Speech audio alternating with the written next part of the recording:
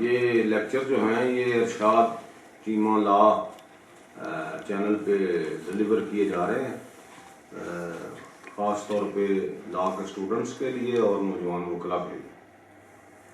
और ये सीपीसी जो है ये एक ज़ाब्ता की किताब है जिससे प्रोसीजर जो है वो दर्ज किया गया है for the civil matters, civil एडजुडिकेचर।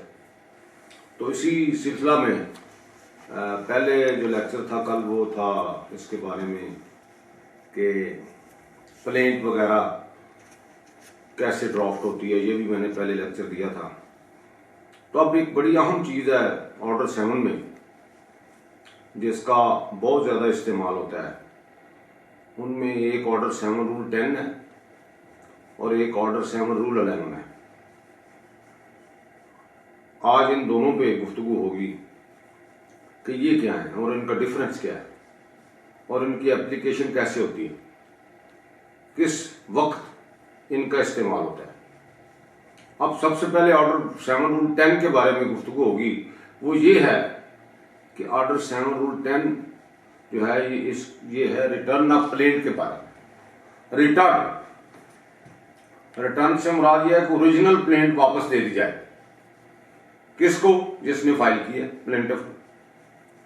क्यों वापस की जाए? वजह, आप अगर किसी कोर्ट में कोई सूट फाइल कर देते हैं जो प्लेंट के जरिए दायर होता है तो उस कोर्ट को जुरिस्डिक्शन नहीं है। अब जुरिस्डिक्शन से क्या मुराद है? या तो बेशक वो सिविल कोर्ट ही है, अदरवाइज उसको इख्तियारात हासिल हैं to adjudicate upon the civil matters. Civil suits को एंटरटेन कर सकती है सिविल कोर्ट, लेकिन जो ये दावा दायर हुआ है ये उस कोर्ट में दायर नहीं हो सकता था, या वो कोर्ट उस दावा को नहीं सुन सकती थी on the basis of pecuniary jurisdiction और टेरिटोरियल जुरिस्डिक्शन। यानी मालियत के लिहाज से उस अदालत का इख्तियार समात नहीं है, या फिर दावा जो है वो किसी और अदालत के में दायर होने के बजाय यहाँ पे दायर कर दिया गया है और यहाँ की अदालत को टेरिटोरियल जुरिस्डिक्शन नहीं है। तो जब ये दोनों तरह की जुरिस्डिक्शन का मैटर आएगा जिसमें कि पेक्यूनरी और टेरिटोरियल जुरिस्डिक्शन इन्वॉल्व होगी, और अगर उस कोर्ट को इख्तियार समात नहीं होगा, वहां पे वो दावा दायर नहीं हो सकता, या वो कोर्ट वो सुनने का इख्तियार नहीं रखती पेक्यूनरी जुरिस्डिक्शन की बुनियाद पे, तो फिर क्या प्रोसीजर इख्तियार किया जाएगा? वो दावा जो है वो डिसमिस नहीं हो सकता, वो प्लेंट जो है वो रिजेक्ट नहीं हो सकती, बल्कि क्या करना पड़ेगा फिर? अगर कोई पार्टी इतराज करती है कि जनाब अदालत को इख्तियार समात नहीं है on the basis of pecuniary jurisdiction और टेरिटोरियल जुरिस्डिक्शन, तो फिर कोर्ट के पास क्या तरीकाकार है कि वो उस प्लेंट को कहाँ भेजेगी, क्या करेगी? तो फिर ऑर्डर 7 रूल 10 में लिखा हुआ है कि अगर किसी कोर्ट को इख्तियार समात नहीं है और रॉन्ग फोरम पे वो दावा दायर कर दिया गया, वो प्लेंट प्रेजेंट कर दी गई है रॉन्ग फोरम पे, यानी अगर वो मैटर रेवेन्यू का था तो सिविल कोर्ट में भेज दिया कर दिया गया। तो अब अगर वो मैटर जो था वो ज्यादा मलियत का था, ये अदालत थोड़ी मलियत का इख्तियार रखती है, या वो मैटर गुजरात का था तो सियालकोट में दायर कर दिया गया। तो अब सियालकोट की कोर्ट क्या करेगी? वो उस प्लेंट को रिटर्न कर सकती है। जब रिटर्न करेगी तो कैसे रिटर्न करेगी?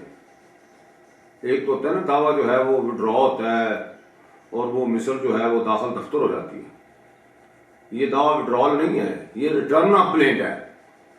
प्लेंट को ही रिटर्न ओरिजिनल शेप में कर दिया जाएगा। किसको? जिस पार्टी ने वो दावा दायर किया है। और जब वो ओरिजिनल शेप में वापस की जाएगी तो फिर उसके एक इंडोर्समेंट करेगी कोर्ट जो वापस कर रही है। वह इंडोर्समेंट क्या होगी उसके ऊपर ही लिख देगी, या अलहदा भी ऑर्डर लिखा जा सकता है, लेकिन आमतौर पे ऊपर ही लिखना चाहिए उसके कि ये प्लेंट कब दायर हुई और कब ये रिटर्न हो रही है और क्यों रिटर्न हो रही है, what are the reason, what are the grounds. तो अब वो रिटर्न हो गई प्लेंट प्लेंटिफ को दे दी गई। अब प्लेंटिफ ने क्या करना है, उसका प्लेंटिफ जो है उसने उसी तरह लेके जाना है उसको, वही प्लेंट जो ओरिजिनल है वही दायर करनी है। कहां पे? जिस अदालत को इख्तियार समाअत हासिल है। तो सियालकोट में दायरा है, गुजरात को इख्तियार था, तो वो गुजरात के सीनियर सिविल जज साहब के पास लेके आएगा प्लेंटिफ वो प्लेंट, और वो उसी तरह प्रेजेंट करेगा वहां पे, और वो उसको एंटरटेन कर लेंगे। तो ये तरीकाकार है रिटर्न ऑफ प्लेंट के बारे में। अब ये भी केसला आ गया हुआ है कि अपील अगर मीमो ऑफ अपील अगर गलत फोरम में दायर कर दी गई है जहां पे इख्तियार समाअत नहीं था, मतलब अगर जुरिस्डिक्शन बनती थी हाई कोर्ट की, यानी 5 करोड़ रुपए से ज्यादा मलियत की अपील थी, तो वकील साहब ने सहूलत के लिए यहीं पे दायर कर दी, मुझे वहां जाना ना पड़े, या गलती से या वैसे उन्होंने दायर कर दी, तो फिर क्या होगा? फिर जिस अदालत को इख्तियार नहीं है, जिस अदालत में दायर की गई है, वो अदालत उसको रिटर्न कर सकती है उस मीमो को। वही मीमो जो है ओरिजिनल शेप में वो लेके कहां पे जाएंगे? हाई कोर्ट में जाकर दायर कर देंगे। तो कानून ये है, ज़ाब्ता ये है, केसला ये है, प्रेसिडेंट्स ये हैं कि जिस तरह प्लेंट ओरिजिनल शेप में दी जाएगी उसी तरह ही नेक्स्ट कोर्ट में जाके दायर करना, उसमें आप तब्दीली नहीं कर सकते, नई प्लेट नहीं लिखेंगे आप, वही लेके आपने जाना। अगर कोई तब्दीली करता है या उसकी जगह पे नई प्लेट लिख देता है, ओरिजिनल को फाइल नहीं करता या प्रेजेंट नहीं करता बिफोर द प्रॉपर फोरम, तो फिर वो दुरुस्त तौर पर प्रेजेंटेशन ही। तो ये है रिटर्न ऑफ प्लेंट का तरीकाकार जो ऑर्डर 7 रूल 10 में दर्ज किया गया है, और ये हमेशा प्लेंट ही वापस होती है, फाइल वापस नहीं होती। फाइल बाद में कोर्ट जो है वो उनको तलब कर सकती है, जो उसके साथ पेपर्स हों उनको, कि वो उसके साथ शामिल हो जाएं जिस कोर्ट में वो दायर की गई है। तो ये प्रेजेंटेशन ऑफ प्लेंट है, इसका तरीकाकार है, और प्लेंट हमेशा ऑर्डर 7 रूल 10 के तहत रिटर्न होती है। अब ये दो लफ्ज हैं, एक अगला जो ऑर्डर है, रूल है, वो है 11।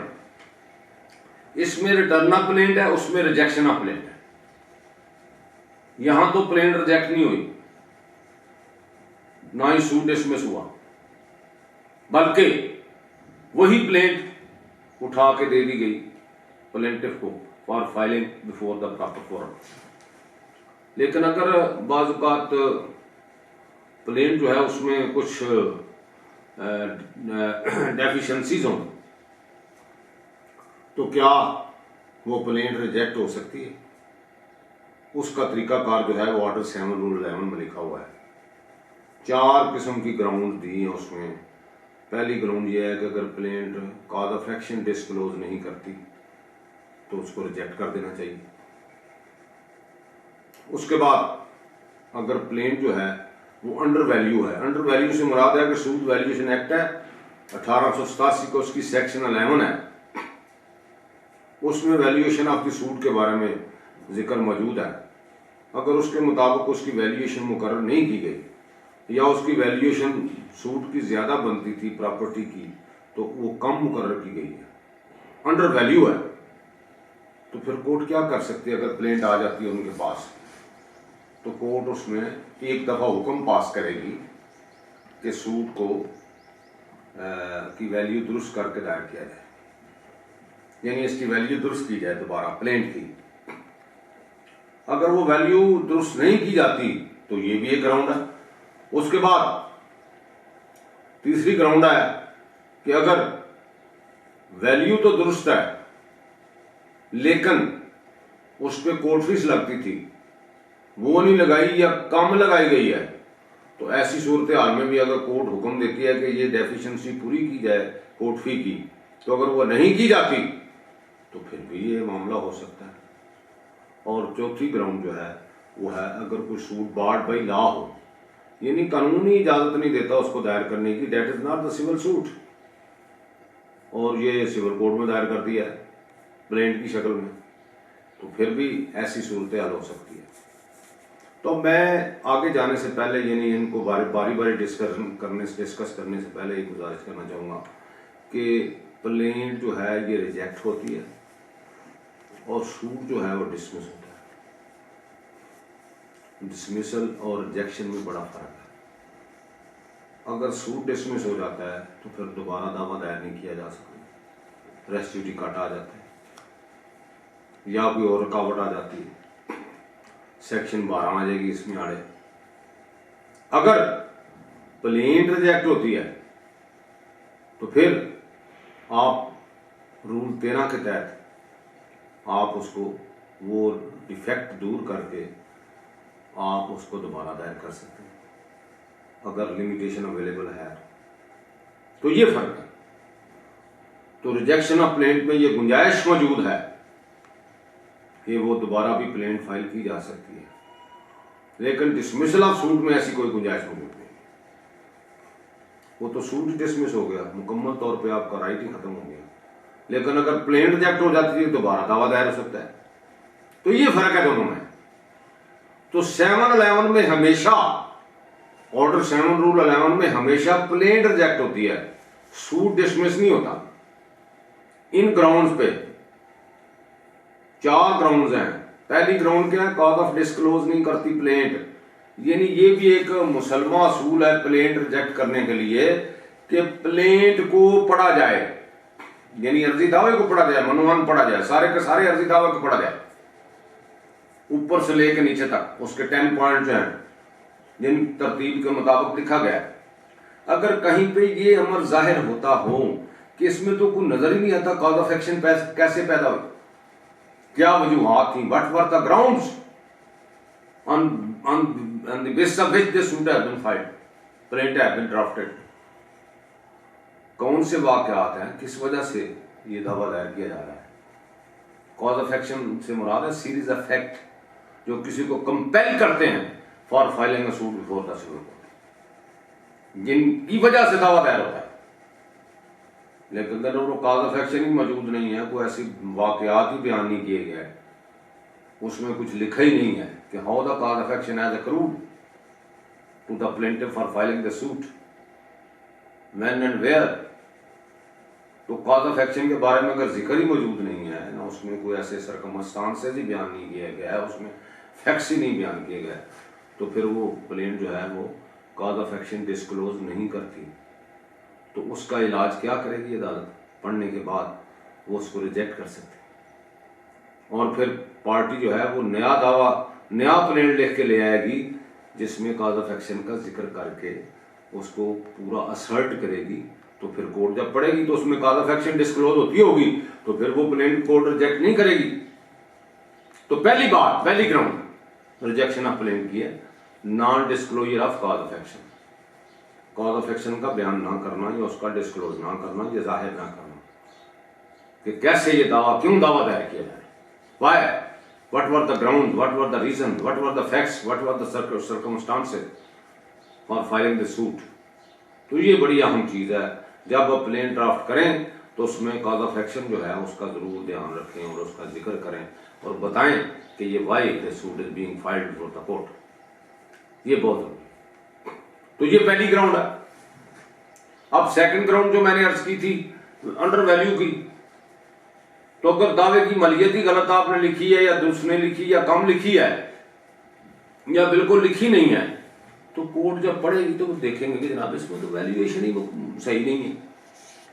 तो after scrutinizing the plaint and examining the contents of the plaint and averments of the plaint, the court can direct to the plaintiff for the correction of the valuation of the suit, for fixation of the valuation of the suit according to the subject matter of the suit, और otherwise जैसे prescribe किया गया है under section 11 of the suit valuation act 1887 या otherwise.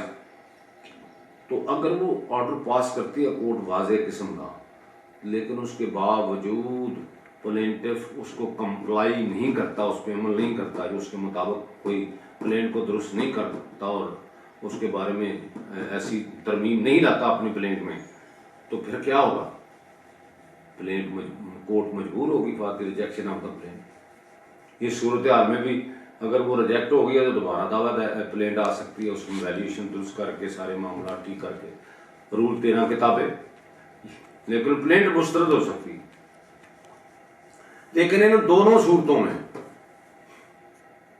Valuation के मामले में और इसी तरह अगली जो ग्राउंड है उसमें, कि जब उसमें कोर्ट फीस जो है वो थोड़ा लगाया गया है या लगाया ही नहीं है और कोर्ट प्लेंट को देखती है और उसमें कोर्ट फीस लगना चाहिए था, सूट की नोयत ही ऐसी है, प्लेंट जो है उस पर कोर्ट फीस आना चाहिए था, वो कोर्ट फीस एक्ट का तकाजा है कि उस पर कोर्ट फीस जो है वो according to the value of the subject matter या जो है उसके मुताबिक उसको आना चाहिए था। एट वोलरम कोर्ट फीस आना चाहिए था या फिक्स कोर्ट फीस आना चाहिए था या according to the market value होना चाहिए था या सब्जेक्ट मैटर की नोयत के मुताबिक कोर्ट फीस लगना चाहिए था। लेकिन अगर वो नहीं लगाया गया तो फिर क्या होगा? फिर प्लेंट रिजेक्ट हो सकती है। लेकिन उसमें यह जरूरी है कि उसमें हुक्म दिया जाना चाहिए एक बार पार्टी को, ये कहना लाजिम है कि वो इसको दुरुस्त करे या इस कमी को पूरा करे, to make the deficiency of the court fee within such and such time. If the party fails to comply with the orders of the court regarding the fixation of the court fee as ordered by the court, then the court have a jurisdiction to reject the claim. तो ये भी ऐसा हो सकता है। अब जो चौथी ग्राउंड है वो बड़ी अहम है, उस पर गुफ्तगू करना बड़ा जरूरी है। वो ये है कि अगर सिविल सूट ही नहीं है वो, अब सेक्शन 9 ने वो पैरामीटर दिए हैं, वो एक कसवटी दी है जिससे आप परख सकते हैं कि whether the suit is of civil nature और नॉट। और सिविल नेचर के सूट से मुराद क्या है कि वो दावा जहां पे कानून ने एक्सप्रेसली या इंप्लाइडली जुरिस्डिक्शन बार्ड ना की हो, इख्तियार जो है उसको ख़त्म ना किया हुआ हो कि यहाँ पे दावा जो है ये सिविल कोर्ट में ये दावा नहीं जा सकता, ये दावा नहीं जा सकता, ये दावा नहीं जा सकता, सिविल कोर्ट का इख्तियार नहीं है इसमें। तो अगर ऐसी सूरत हाल में आपको सूट फाइल करते हैं, वो कोर्ट समझ गया कि it is not in the competency of the civil court to decide this matter, या वहां पे वांट ऑफ जुरिस्डिक्शन का प्रॉब्लम आ जाती है, तो फिर क्या कोर्ट कर सकती है? कोर्ट वो दावा जो है प्लेंट रिजेक्ट कर सकती है। Being treated as barred by law, barred by law से मुराद ये कि कानून ही इजाजत नहीं देता इसको सिविल कोर्ट समाअत करे इस मामले को। अगर फैमिली सूट सिविल कोर्ट में फाइल कर दे जाए तो whether civil court is competent to hear that suit, वो प्लेंट देखेगी कि ये तो मैटर ही फैमिली का, ये तो तनसीह निकाह का मामला बनता है, ये तो मेंटेनेंस का दावा है बनता है इसमें, ये तो निकाह के बारे में मैटर्स क्या डिस्प्यूट है बिटवीन द पार्टीज, तो क्या सिविल कोर्ट उसमें मुदाखलत कर सकती है? नहीं। सिविल कोर्ट जब प्लेंट पड़ेगी तो can reject that plaint. Suo motu भी कर सकती है, खुद भी पहली तारीख पे भी, यानी it is the authority of the civil court, it is the power of the civil court, it is the jurisdiction of the civil court to examine the plaint at the time of filing and scrutinize and examine the contents of the plaint, and if there is any ground available which is available in order 7 rule 11 of the CPC, particularly regarding the cause of action and as well as barred by law, then the court can immediately reject the plaint. ये भी तरीकाकार है उसमें। तो board by law से मुराद अगर plaint पढ़ने से, उसका मुतालिया करने से, उसको एग्जामिन करने से thoroughly on the face of it apparently ये नजर आता है कि ये तो दावे टाइम बार्ड है, इसमें तो लिमिटेशन आड़े आ रही है, तो फिर क्या करना करेगी कोर्ट? अगर वो नजर आ रहा है उसमें किसी और एविडेंस की या किसी और मामले की जरूरत नहीं है, तो on the face of it is it apparent, यानी वहां पे कॉज ऑफ एक्शन को डेट किसी और की लिखी हुई है और उससे अगर कैलकुलेट किया जाए तो फिर लिमिटेशन जो है उससे बयान दावा दायर किया गया, कोई एग्जेम्पशन का भी जिक्र वहां पे मौजूद नहीं है, as required by order 7 rule 10 of the order 7 rule 6 of the CPC, तो फिर क्या करेगी कोर्ट? कोर्ट उसको उसी वक्त रिजेक्ट कर सकती है उस प्लेंट को। तो जहां पे लिमिटेशन का पॉइंट इन्वॉल्व हो और ये प्लेंट पढ़ने से ही ये नजर आ रहा हो कि लिमिटेशन के बयान ये दावा दायर किया गया है, this is not with limitation, तो अदालत उस प्लेंट को भी रिजेक्ट कर सकती है। तो काफ़ी सारे ऐसे मामलात हैं जिन जो बाढ़ में इला होते हैं, उन कंसोलिडेशन के मामलात हैं, सेटलमेंट के मामलात हैं, इनकम टैक्स के मामलात हैं, सर्विस के मामलात हैं, या और ये कॉलोनी एरिया का या कोई अनरजिस्टर्ड फर्म के बारे में कोई दावा दायर कर दिया गया है, या कोई और लॉ जिस पे स्पेशल लॉ मौजूद है जिसमें कोर्ट की जुरिस्डिक्शन जो है सिविल कोर्ट की बार्ड है एक्सप्रेसली, और तरह के कई मैटर्स हैं जहां पे सिविल कोर्ट मुदाखलत, लेबर का मामला है लेबर कोर्ट का, तो वहां पे दावा सिविल कोर्ट में दे दिए। इनकम टैक्स का मामला है, सेटलमेंट का मामला है, सिविल सर्वेंट का कोई मैटर है, कस्टम का मामला है, कोई ऐसा कोई FIA का मुतलका मामला आता है, कोई और चीज़ें हैं जिनके बारे में सूट फाइल कर दिया गया है प्लेन की शक्ल में, तो अगर वो कोर्ट को जुरिस्डिक्शन नहीं है, इख्तियार समात नहीं है, कोर्ट उसमें मुदाखलत नहीं कर सकती, उसकी जुरिस्डिक्शन एक्सप्रेसली बार्ड है, या इवैक्यू प्रॉपर्टी यानी उसके बारे में कोई मैटर है जो ट्रस्ट का मामला बनता है, या 92 का दावा है या 91 का दावा, उसमें फॉर्मेलिटीज पूरी नहीं की गई, CPC या कोई और इस तरह का मैटर है जिसमें स्टैट्यूटरी तौर पे नोटिस या ऐसी कोई रिक्वायरमेंट ला थी जिनको पूरा करने के बाद सूट फाइल हो सकता है, तो ऐसी सूरत में अगर कोई लीगल हिच या ऐसी कोई लीगल इम्पेडिमेंट या रुकावट होगी, तो ऐसी सूरत में भी सूट जो है वो बाढ़ भाई ला तसव्वुर होगा। तो मुख्तसरन ये कि प्लेन रिजेक्ट हो सकती है, लेकिन जो 4 ग्राउंड्स हैं ऑर्डर 7 रूल 11 में, अगर उनको मद्देनजर रखा जाए, उनमें से कोई भी ग्राउंड अगर अवेलेबल हो तो प्लेन में भी रिजेक्टेड एट एनी टाइम। अब इसमें और 2 बातें हैं कि एट एनी स्टेज, किसी भी स्टेज पे प्लेन रिजेक्ट की जा सकती है, जब या किसी की एप्लीकेशन पे पार्टी की, या फिर कोर्ट खुद अगर मुनासिब समझे तो वो भी ऐसा कर सकती है, कोई ऐसी उसकी पावर्स पे कोई पाबंदी नहीं है। लेकिन इसमें 2 और असूल हैं। एक असूल ये है कि हमेशा प्लेन जो है वो प्लेंटिफ की असर्शन जो दी हैं, जो एवर्मेंट्स दी हैं, उनकी बुनियाद पे रिजेक्ट होगी। मुद्दा की पुलिस को मद्देनजर नहीं रखना पड़ेगा, मुद्दा की पुलिस को मद्देनजर नहीं रखना पड़ेगा कि मुद्दा का डिफेंस क्या है, उसको नहीं देखना पड़ेगा, बल्कि प्लेंट में ही जो कुछ लिखा है उसको पढ़ने के बाद इसका फैसला करेगी अदालत कि क्या इसको रिजेक्ट करना चाहिए या नहीं करना चाहिए। तो ये सूरत हाल हो सकती है, एक ये भी है कानून। और दूसरी बात यह है कि अगर किसी ने इशू बन गया है regarding whether the plaint is liable to be for rejection, मुद्दा ने अगर जवाब दावा में ये ग्राउंड ली और कोर्ट ने उसको इशू बना दिया, तो ये एहतियात करनी चाहिए अदालत को कि वो इशू का फैसला करे, तो फिर उसमें रिजेक्शन करो।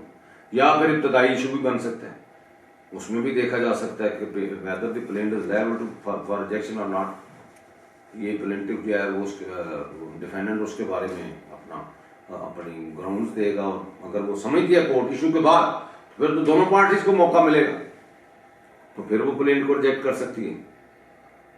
हमेशा प्लेन के साथ जो अकम्पनीमेंट्स हैं उनको देखना पड़ेगा, या प्लेन को देखना पड़ेगा, या जो लिमिटेड डॉक्यूमेंट्स हैं जिनकी वैलिडिटी के बारे में कोई शक व शुबा नहीं है, उनको भी देखा जा सकता है, उनकी बुनियाद पे क्या लिखा है उसमें।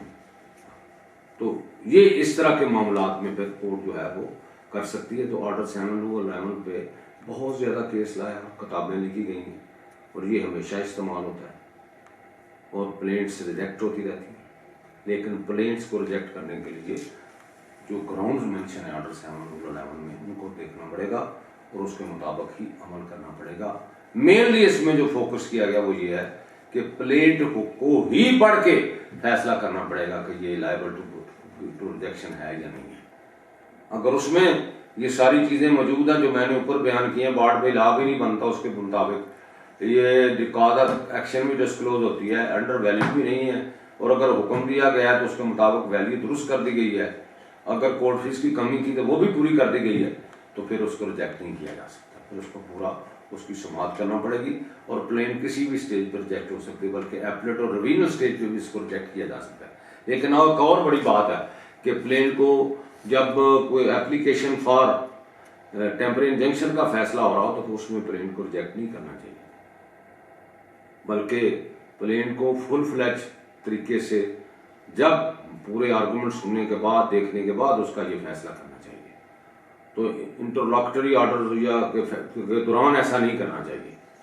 तो ये भी कानूनी लवाजमात हैं, तो बड़ी एहतियात करनी चाहिए। तो ये था मुख्तसर गुफ्तगू ऑर्डर 7 और रूल 10 और ऑर्डर 11 और ऑर्डर 7 रूल 11 के बारे में, और इनका फ़र्क भी मैंने आपको बताया कि उसमें प्लेन रिजेक्ट नहीं होती, उसमें सिर्फ रिटर्न होती, इसमें रिटर्न नहीं होती। अगर जुरिस्डिक्शन नहीं है, बार्ड बाई लॉ है, उसमें जुरिस्डिक्शन पेकूनरी टेरिटोरियल का जिक्र है। इसमें अदरवाइज जुरिस्डिक्शन अगर नहीं बनती, सिविल सूट नहीं बनता, तो फिर वो रिजेक्ट हो सकती है प्लेन। तो ये इन दोनों में फ़र्क है। Thank you very much.